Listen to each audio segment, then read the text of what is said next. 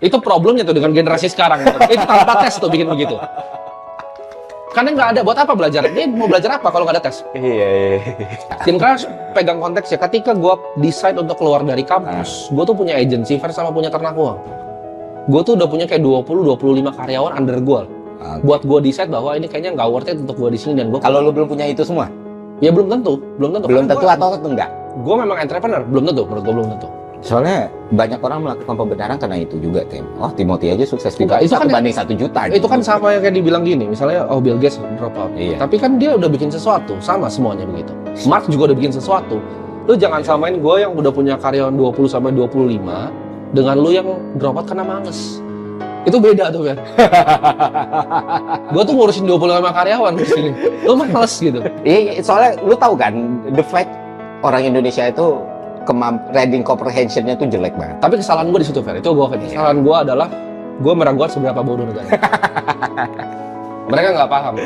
Tahu, emang motong konteks itu kayak fetish di Indonesia. Oh memang, ini kan bakal dipotong-potong pasti konteksnya.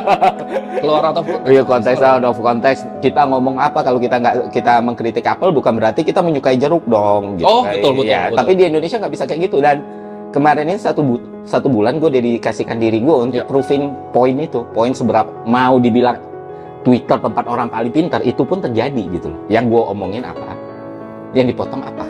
Nggak beda lagi kan. Iya, dan sangat jauh gitu. Sangat jauh. Misalnya kayak gitu. Ya pendidikan gimana pun juga itu jadi basis dari sebuah civilization dari zaman dulu kan. Pendidikan nomor 1 dari pendidikan yang bagus ada inovasi. Jadi produk, barang dan jasa, capital marketnya bekerja, itu negaranya maju. Itu nomor 1 yang harus dibenahin kan. Tapi kalau begini kayak arahnya ini ngerusak nih. Gue lihat nih, arah sekarang ini rusak nih. Makanya lu nggak terusin lagi narasi itu. Gue ngerasa gini ya. Kalau itu suatu saat dibenahi, ya mungkin gue nggak terusin lagi. Tapi kalau misalnya lu mau ilangin tesnya terus lu anggap kayak kita pemakan gandum ya. Nah itu gue yakin ya, orang pasti nggak ngerti kan. Gue ngomong apa itu, orang pemakan gandum mereka nggak paham gitu.